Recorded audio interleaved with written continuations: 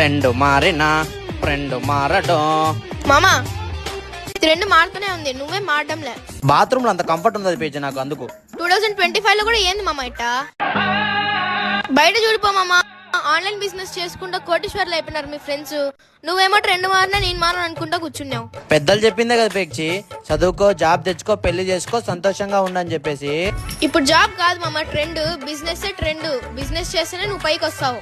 1950లో plastic, 1960లో oil, 1970లో automobile, 1980లో కంప్యూటర్, 1990లో టెలికమ్యూనికేషన్, 2000లో ఇన్ఫర్మేషన్ టెక్నాలజీ, 2010లో network marketing, through e commerce. దాన్ని జనాలను దూరిపిచ్చేది, ఈరికిచ్చేది, ఇంటింటి పోయి అమ్మేది అని చెప్పి ఎగతాళి చేసినారు.